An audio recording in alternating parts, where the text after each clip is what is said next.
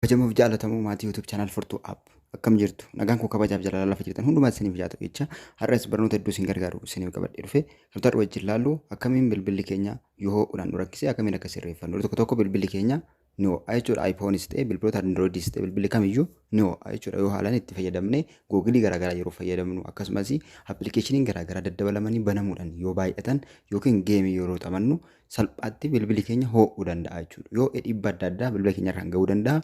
Nu dalaguu dhiisuu danda'a jechuudha. Kanaaf mala nama isin agarsiisu kana yookiin karaa nama isin agarsiisu kana fayyadamtanii salphaatti bilbila keessan sirreeffachuu dandeessu. Kan irra isin agarsiisu isteeppiiwwan gurguddaa sadii isin agarsiisa. Isteeppiiwwan kun hundi isaaniiyyuu tartiibaan deemu jechuudha. Kanaaf tokko isaa miis yoo gootan akka gaariitti isin sirreeffachuu hin danda'u jechuudha. Kanaaf waan isin agarsiisuu fi waan isiniin jedhu yoo salphaatti sirreeffattan salphaatti bilbila keessan akka hin ho'ine yookiin akka inni hootti hin taane akka inni hoofarii ho'ine yookiin humnaa ol akka hin ho'ine tempereecharri isaa akka reegularii ta'uu taasisaa jechuudha.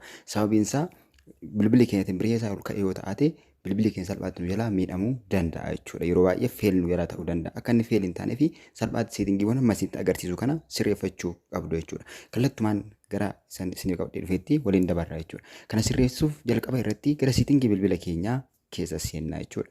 Seetingii bilbila keenyaa keessa seennee bilbilli keenya akka humna ol hin ho'inee fi sirreessuu kan qabnu keessaa inni jalqaba gara seetingii bilbila keenyaa keessa seennee yookiin seetingii bilbila keenyaa keessa seennee waan sirreeffamuu qabu sirreessina. Kallattumaan gara seetingii bilbila keenyaa seenna. Seetingii irra kilik goonee gaafa gara keessaa seennu fuula akka kanaa nu baasa. Fuula akka kanaa nu baasa. Baatirii endaa device kan jedhutu jira. Baatirii endaa device keeriitu jira. Baatirii endaa device keerii irratti kilik goonee device keerii yookiin baatirii endaa device keerii kan jedhu jira. Idda seenneen booda daga kana device protection kan jedhutu jira. Irratti device protection kan jedhu kana irra kilik goonee bana taasisuu qabna. Ofii ta'ee jira akkuma argitan. Kun turn on kan jedhu barreeffama keessa kan jiru kanarratti kilikii goonee tarni oonii gochuu qabna jechuudha. Yoo tarni oonii goone malee salphaatti bilbilli keenya protect ta'uu hin danda'u jechuudha. Kanaan booda keessaa baak goonee gara duuba deebina. Kun akkuma argitan oonii ta'ee jira jechuudha. No treat found jedha. Yoo vaayirasii garaagaraa bilbilli keenya qabaatillee kanaan ittiin balleessinu iddoo kanaa jechuudha. Inni itti aanu auto optimization kan jedhu kanatti jira. Auto optimization irratti kilikii goonee auto irra kaa'uu qabna. Oonii ta'uu qaba innillee jechuudha. Yookiin yeesiif noon jiraate yeesii ta'uu qaba yookiin immoo oonii ta'uu qaba jechuudha. Maaltu auto optimization kun jechuudha. Kanaaf bakka dukkana'ee jiru kanarratti kilikii gootanii bana taasisuu qabdu jechuudha. Akka kanatti biluu ta'ee taa'utu isarra jiraata jechuudha. Kuni karaalee kana lamaan nazzala sirreessuu ni dandeenya jechuudha. Inni biraanii kallattumaan gara duubaa baanee pileestoorii bilbila keenyaa keessa seenna. Pileestoorii irratti kilikii goonee gara keessaa seenna. Pileestoorii irra kilikii goonee gara keessaa akkuma seennani bakka profaayilii irratti yookiin mallattoon profaayilii keenya suurri keenya iddoo jiru yookiin immoo dootiin sadii tuqaan sadii kan jiru irra kilikii goonee gadi dhufnee siitingii kan jedhutti kilikii taasisna.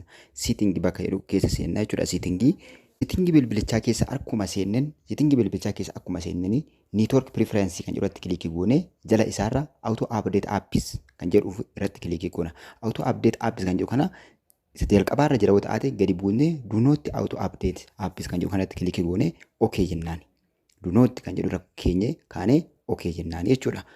Auto update apps kan jedhu kana akkasumas auto play video kan jedhu kanas irra kilikii godhannee gara keessaa seennee play video kan jedhu kana do not auto play video kan jedhu irra keewwanne okay jennaani. Isaan kana lamaan akka kanatti azzalaa sirreeffachuu qabna jechuudha. Akka kanatti sirreeffachuu qabna. Inni itti aanuu fi inni biraan nuti sirreessuu qabnu amma seetingii keessa seennee bakka location jedhutti kilikii goona. Seetingii keessa seennee bakka location jedhutti kilikii goona jechuudha. Seetingii keessa sanaan booda location service kan jedhutti kilikii goona. Location erga seenneen booda location service kan jedhu kana irratti kilikii godhannee gara keessaa seennaa. Kanaan booda erga seenneen booda wifi scanning and bluetooth scanning kan jedhutu jira. Lachan isaanii akka kanatti banaa ta'anii yookiin biluu ta'anii jiru taanaan cufuu qabna jechuudha. Wifi scanning fi bluetooth scanning kan jedhu kana lamaan isaaniiyyuu ofii gochuu qabna jechuudha. Ofii goonee keessaa ba'uu qabna. Warreen kana akka kanatti ofii goona taanaan sadan kana isteepiiwwan sadan kana ni fayyadamtu taanaan salphaatti bilbilli keessan akka gaariitti isiniif sirra ta'ee dheetana mana. Laayik gochuun dagatina nagaan naa tura yeroo gaarii.